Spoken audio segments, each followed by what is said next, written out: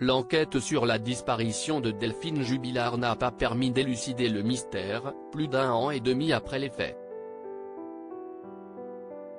Certes, des indices ont été mis en évidence, les lunettes cassées de l'infirmière du Tarn ou encore une voiture étrangement déplacée, mais aucun corps n'a été trouvé. Le comportement du mari de la disparue, Cédric Jubilard, est dans la ligne de mire de la justice, ne correspondant pas à celui d'un veuf éploré.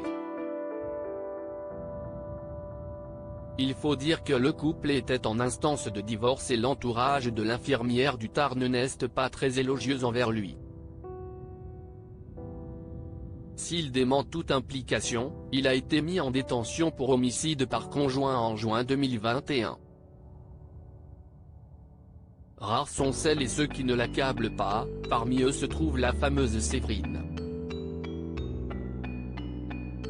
Dans Paris Match, celle qui a été sa compagne a décidé de prendre la parole pour rétablir certaines choses, alors qu'on fait d'elle le portrait d'une femme sans vergogne et peu recommandable. Séverine n'a pas été épargnée depuis que sa liaison avec Cédric Jubilard a été connue. Si leur histoire a commencé en toute discrétion, après une battue pour retrouver Delphine, elle a pris une tournure scandaleuse à un moment particulier. Dans Paris Match, elle raconte comment la médiatisation de l'affaire est un peu montée à la tête de Cédric et donne comme exemple un selfie qu'il avait pris, enlacé. Il lui avait suggéré de la mettre en photo de profil sur les réseaux sociaux.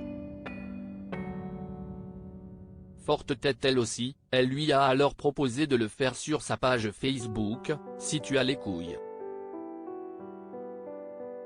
Un jeu qui a tourné au vinaigre car les réseaux sociaux se sont enflammés, provoquant un scandale à Cagnac-les-Mines et au-delà. J'en ai pris plein la gueule, malsaine, alcoolo, droguée, mangeuse d'hommes. La méchanceté des gens. Faut avoir les nerfs.